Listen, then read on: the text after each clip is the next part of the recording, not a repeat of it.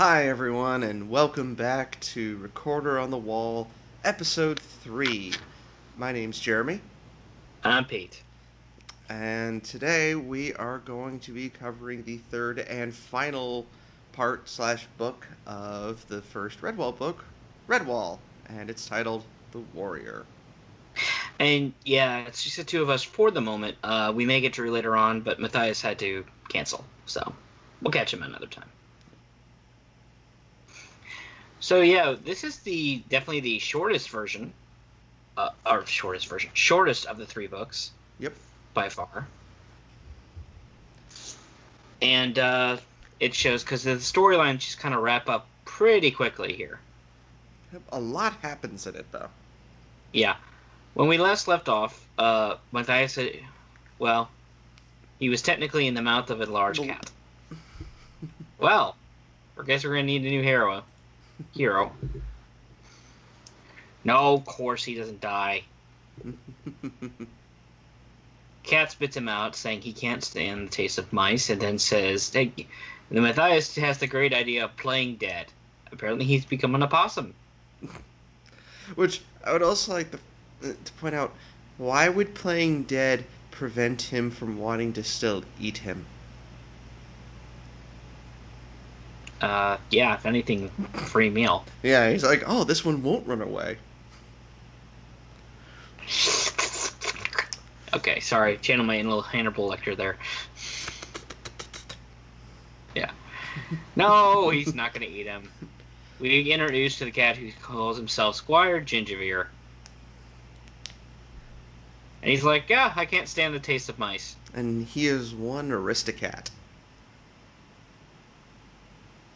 If it wasn't for the Disney's movie, I'd hurt you. Yes, that's what inspired that pun. We'll go Yeah, with I get that. it. Yeah. Okay. I like him. I like. Yeah. Is it Gingivier or Gingivere? I always read Gingivier. How's it spelled? Gin. Oh, where's my book? Hang on. I think I got it right when I typed it. Let me just make sure. Here, do things while I'm looking at this. Mm. Honest, Say no, I think you things. have it right in the notes here, but honestly, this could literally go either way. And since neither of us have the audiobook on hand to get the Jake's official pronunciation, yeah, toss up. Yeah. Goes the whole what was the vermin we disagreed on pronunciation? Um, I would. Yeah, I think it's up to interpretation. So I'm just gonna go with Gingavere, how I've always pronounced it in my head. Okay. So yeah, he's like, "Oh, okay, sorry about Oh, that. I, well, I Julian is his first name, so we can just call him that. fair enough, Julian." There we go. He's like, "Oops, sorry about that. I totally didn't mean it." Yeah. Uh, Matthias probably needs a shower and a lot of therapy. Talk about avoiding the jaws of death. Uh, Or would they be the jaws of life since he didn't eat him? question for the philosophers. So yeah, he gets out. He's like, "Oh, you want to see Captain Snow? I know where he is, but he's a jerk. You don't Have want to see. yep. Have fun being lunch. Have fun in the storm in the castle, kids." Think I'll make it? It'd take a miracle. I got to see that movie recently in an outdoor showing. It was Oh, awesome. oh, nice. I love that movie. Yeah. Yes, folks, we're talking about The Princess Bride. Princess Bride. So now, for copyright reasons, we will never play the audio from it. But hey, we can't. Doesn't mean we can't reference it. So yeah, Then we get Matthias goes in. we get introduced to Captain Snow. By introduced, he pretty much slams right into Matthias. Right? This one tries to eat him. But he sees the metal and he's like, Yeah, and "Oh." he's like, "Why don't you come into my lair?" And Matthias just like, "That seems a little deathy." He's like, "Well, can't really blame you." But I, Matthias gets him to tell him where the snake is, and it gets uh, And what's his name? Captain Snow's so amused by the idea of Matthias going to fight the snake, he's like, "Oh, you're not going to make it back." So they make a bet on it. And Snow agrees never to eat a mouse or shrew again Yep. if Matthias can make it back. And I like how he said, like, I'd ask you to give my. I guess you can't give my regards to Basil because you'll be in the snake's stomach. Oh, yeah. Yep. I like how birds in this franchise kind of vary on allegiances. I'd say chaotic neutral. Yeah. Like, you have some that are straight up evil, you have some that are right in the middle, like Captain Snow. You have some that are good, like, God, I can't remember his name, but the, Sunflash's bird companion in Or the Outcast. big hawk from Matameo. Yep. Um, Um, and I like the fact that Snow isn't. He's not a villain, so he's not really evil. It's just he's following the owl's basic nature, which is to eat mice and other small creatures. That just happens to put him at odds with our heroes, who are mice and woodland creatures. yep. And I mean, you can't blame him for it, but you can also see why the shrews are pretty afraid of him. Yeah, I'd probably be afraid of him too. Yep. So, back at the ranch, what's going on? Back at the plot. No. Yeah. Clooney's forces get dispatched by Soup. Awesome. Well, to be accurate, is this the tunnel dig, right? No, no, no. This is when Cornflower throws the soup into the rat's face, and then they set the siege tower on fire. Yep. Now, admittedly, the animated series, which we will get to in due time, stages better where she just breaks a lantern on it. Um, Well, they do that afterwards. She throws the soup, and mhm. then the guy, I think it was Brother Alpha, it was whoever she was giving the soup to, then they throw the lantern onto it, Right. and then Point is that there's a Clooney, very nice. Clooney, obviously thinking clearly, starts yelling at his burning troops, telling them to get back on the blaze and get into the friggin' red wall. Oh, I'm sorry, sir. I'm quite on fire. I can just think of Clooney's thought process as he's walking away from this, like, well, I just lost a bunch of troops. They think I'm nuts. If that plan failed, at least I can get back to my tent. Oh God, why? Yeah. But as he gets back to his tent, he finds a giant arrow in it. Yes, let's talk about that. Now, he's not the first horde leader to realize that, maybe having a body double or someone take my place temporarily is a good idea. We'll see this with later ones. But he's impressed with what Cheesy Steve can do, even though the battering ram ends up being a fluke. Yep. Right? Yep. And they dump bees on it. Bees, my god. And I want yes, folks, I made a very obscure reference to Linkara. Now, I'm sure you were all expecting the Nicolas Cage, not the bees, but shame on you. I, We strive for a higher standard of references on this show. they'd better wasp out. And then he makes puns like that. Hey, I'm no yellow jacket. And I don't just bumblebee around. Okay, I'm done. Yeah, you better be. Um. So, yeah.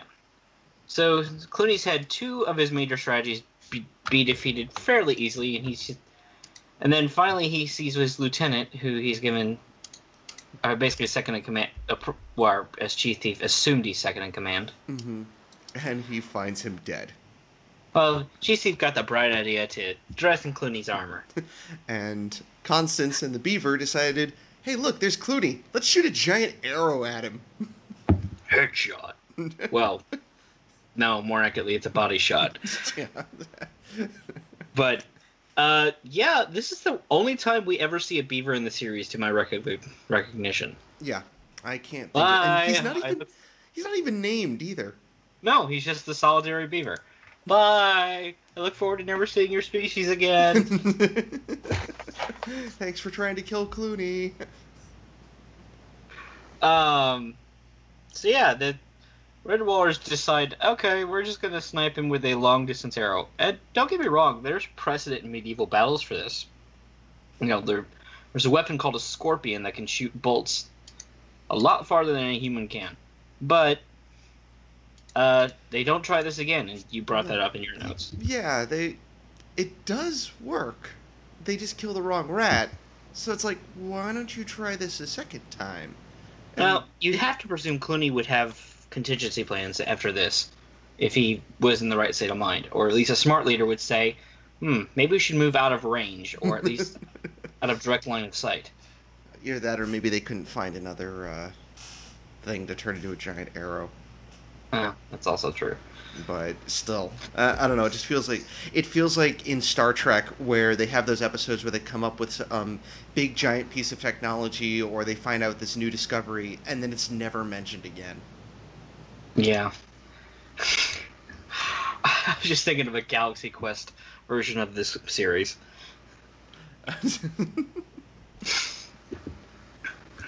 We are Clatoons from the Review Nebula. You must help us. What? What? that that reminds me of one of my friends just got Zelda Breath of the Wild, and Mhm. the way he described running into one of the first giant monsters was, "I found Grignak." That's pretty accurate. Yep. Um, so moving along. Uh, so not only does two of Major Clooney's plans fail, the third one fails in pretty catastrophic fashion too. Spectacular fashion of, all right, dig in the tunnel. We're gonna get there. We're gonna get there. Oh God, why? The Red Wars pour hot, boiling Water, water. just water. Yep, it's just Yeah, boiling water, and they all get either scalded to death or buried alive. or trampled as they try to get the heck out. Yeah. So, So this is a bad day for Clooney at the office. oh yeah. He's like just walking away. He's probably just watching it and then walks away while like the sad Charlie Brown music plays. Womp womp womp womp. uh, well, yeah, but accurate.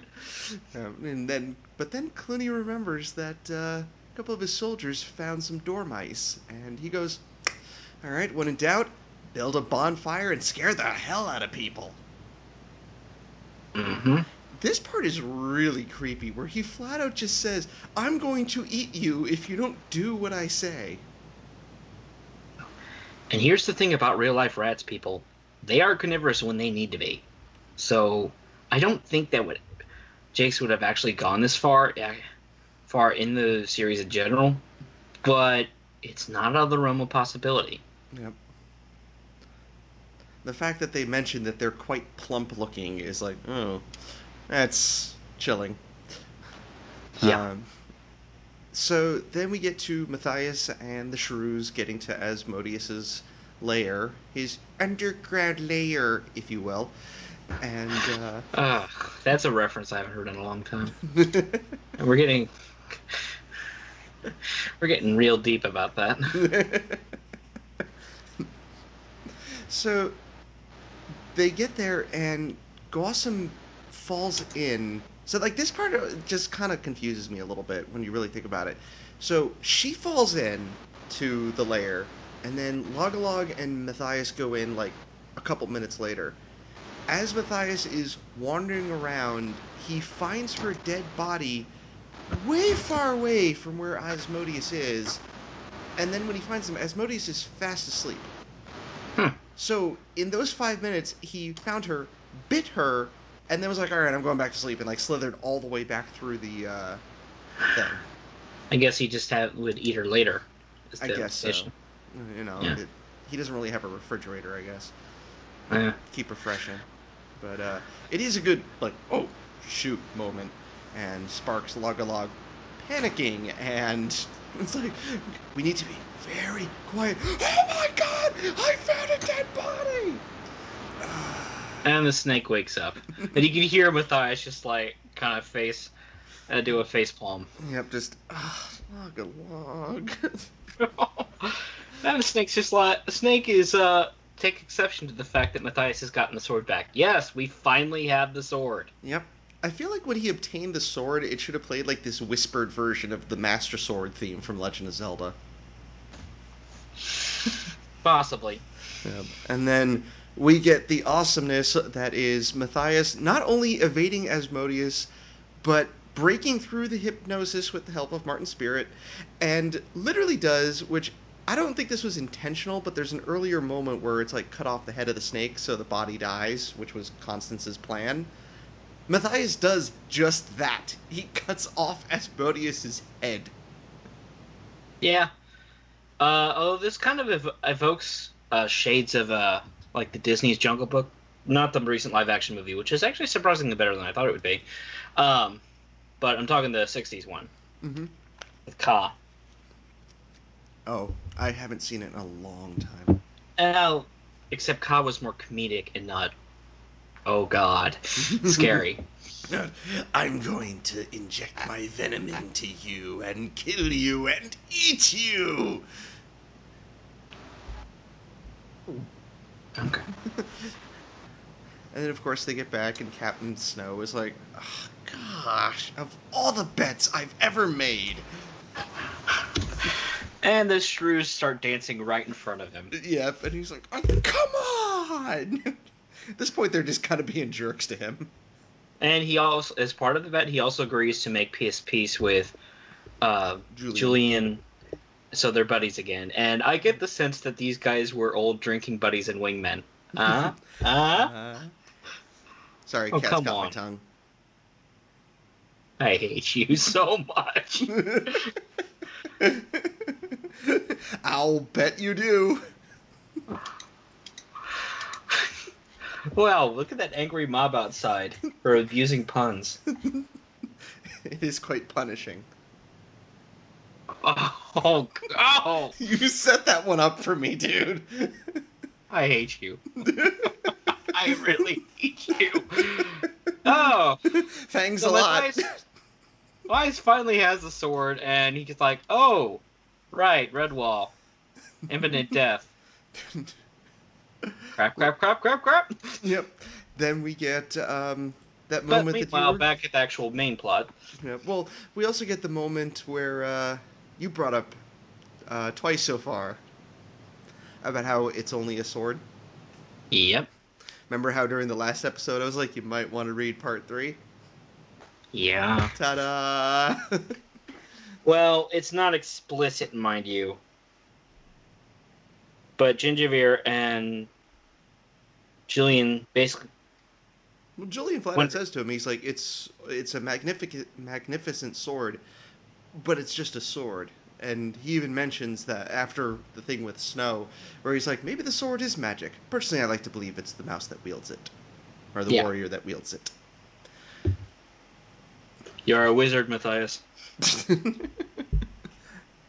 I know that reference. Yeah. But I also like how Matthias gets this lesson before the final battle rather than afterwards, Uh-huh. because this way at the end it's he knows that it was he that defeated Clooney, not just the magic sword. Yep. Though the sword does help. So Clooney's final plan to get inside the Abbey that actually works. Yeah. Oh. Oh. Yeah. He basically convinces the father of the family is captured. What's his name? Plumpin, I think. Yeah. I want you to go inside the Redwall Abbey and open the doors. And I can see one of the Horde members be like, couldn't Shadow have done this back in This is the first time this plan can work. This is the first Yeah. time this plan can work. Good. So the Horde sneaks in silently. They manage to tie up Constance while she's still sleeping and then beat her unconscious. Well, they do. She's asleep and they beat her unconscious. Hey, it's less likely she's going to wake up, This is is what I'm true. saying. and, kill all of them. I like how she's the one they also take the most precautions with. Like everyone else, like, all right, we'll just tie you up a little bit. It's like, no, we must throw a weighted net on her, beat her into unconsciousness, and then randomly beat her over the head again so she doesn't actually break I free. honestly hope she doesn't have brain damage after this. So she almost breaks free too, and they're like, "Oh shoot!" and start smacking her again. Yeah, if Clooney was smart, he would have outright killed her. I'm just Yeah, saying. but then we get to Clooney's proclamations and renaming, such as the Lake of Drowned Mice, and just I was almost ready for him to talk about eating babies, Yeah. which actually I guess he already did threaten to do to the dormice. Yeah, but he's riding on a high because he's like, okay, yeah. I finally won, and nothing can stop me now. Clooney, I've come to stop you. I said nothing can stop me now. I'm totally not turning around and acknowledging that. And yeah, Matthias he's got the sword, he's got the shield, and he's like, yeah, hey, Clooney, He's got the come tools, here. he's got the talent. It's battle time. So Clooney's just like, oh. And he starts freaking out because he's seeing Martin the Warrior in the flesh. And then the epic duel begins, and oh god, Matthias just cut Kilconey in half. Yeah, he did. That's brutal. I'm pretty sure Constance beats one rat into unconsciousness and starts using him to beat others, which that's actually always funny. Mhm. Oh, but before all the battle begins, Clooney does kind of poison Abbott Mortimer after he Yeah. stands up to him. Which I do like how they distract from this too, because the battle starts immediately afterwards, and they don't mention it until it doesn't come back until after the battle. Mhm. So it's like, oh shoot, this is happening now, and then after the battle, you're like, oh god, I forgot about that. Mhm. Um, So Matthias and Clooney Matthias is kind of chasing after him, and Clooney's trying to run away, and he's like, and the time out, time sparrows out, time out. and the sparrows and the shrews come in and start helping to murder Oh everyone. yeah, I love how the sparrows pick up rats and throw them into the center of the lake so they drown. Um, I really hope they're retrieving those bodies because if that's the heavy water source, It's drowned rat lake. yeah. So yeah, it's a big final battle. Clooney and Matthias really they go at it pretty hard. Yep. At until at the end where they fight in the bell tower and Clooney takes Friar Hugo hostage, and Matthias is like, ugh, and tells Clooney to let him go and he'll come down from the bell tower. And Clooney's like, all right, and he sends the friar away. So then Matthias is like, all right, I'm coming down. Give me one quick sec. He severs the rope of the Joseph bell and it falls and lands on Clooney. And just to add insult to injury, Matthias reaches the bottom of the steps and goes, I kept my promise. I came back down. A little bit of an Aladdin moment there. Yeah. I do like it, though, also, he beats him by using his head because we already got to see Matthias use his like physical strength and courage and everything to kill Asmodeus. So we already know he's strong. So this helps show us like, oh, he also knows how to think. Hmm. And I mean, yeah. Jakes implies here that either Matthias or Clooney could win if they actually had to fight all the way to the end. Yep. Clooney tried to cheat, and Matthias cheated right back. So, and yeah, so battle's over, and Matthias wins. Constance beats up a lot of them. Yep. And So does everybody's happy, and oh god, the Abbot's dying. well, don't get me wrong. There's a number of other dead Redwallers and the most of the Horde. Yeah. Um, Well, and the oh, horde and that escapes runs into Julian and Snow, who massacre them. oh, well, I mean, Snow's got dinners for a while then. I can see that being like, is it alright if I eat them? Yeah, go for it. Yay! So yeah, and Abbott's dying, and Mortimer's dying very slowly from poison. Yep. That sucks. Ah, shit. Oh, and he's like, okay, so He's like, uh, Matthias, you and Cornflower will be married. Your sword will be Cornflow's, called Rat Death. which is But never mentioned again. we'll never call it that ever again after the end of this book because it sounds stupid. He's like, I mean, Matthias. naming swords was a thing back in the medieval period, but yeah. Yeah, the sword of Martin is good enough. And he's like, Brother Alf, who has had 4 lines of dialogue, you'll be the next Abbot. And Matthias, you won't join us as a brother, but as a warrior. And now I must eventually die away. You have to wonder if Cornflower's in the back, like, what? She's like, you're Well, that's lucky I have the hots for him.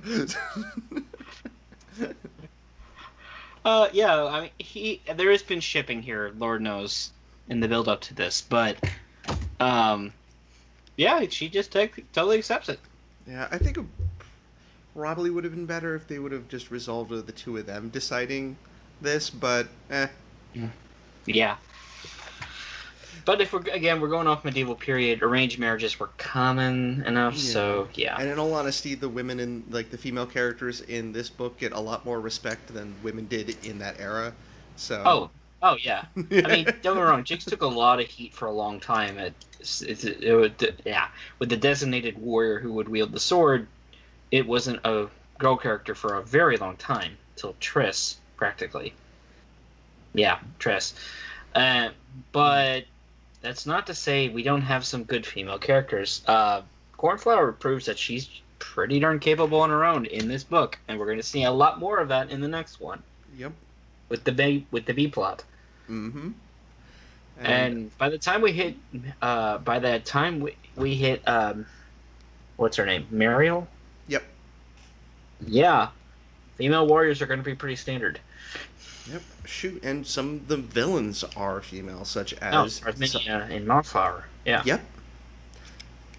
So no, I think they get a pretty good representation in this. Sort of. I mean, we brought this up before. A lot of the vermin hordes seem to be predominantly male. So, This is true. which begs a lot of questions that we don't need to go into.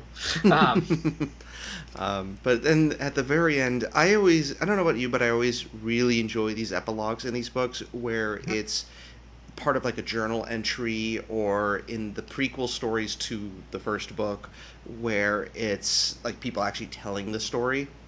mhm. I've always liked those, and I thought they kind of gave this series like that's part of what gave it its personality.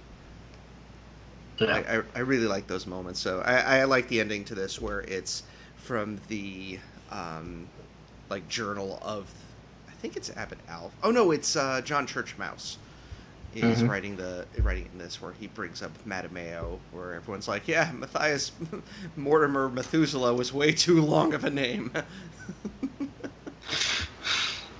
Given most everyone in this entire series only has one name Yeah, instead of, he's special. a first and last name. Yeah. Because I'm sure the son of the Abbey Warrior is not going to have any kind of ego at all, right? No, I'm sure come his book, which is named after him, he's going to be perfectly well adjusted and just a normal mouse. And that's totally the one we're doing next, even if Mossflower was next in publishing. Yeah. Well, we'll do Matameo next, and then we'll jump all the way back to the beginning of the timeline. Yeah. Well, that's what you want to do, or do you want to do Mossflower and then jump? I think it's best just to jump back to the beginning, build up to Mossflower. Oh, that's fair.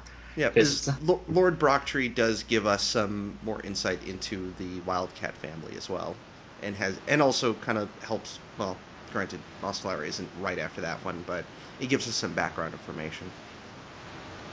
okay. Um. Yeah. Yay. So we're gonna do Matameo, and then yeah, I guess we'll start on the way back. So when do you want to? And then we'll figure out when we're gonna do the cartoon Yeah, eventually. yeah. All right, folks. We'll see you next time.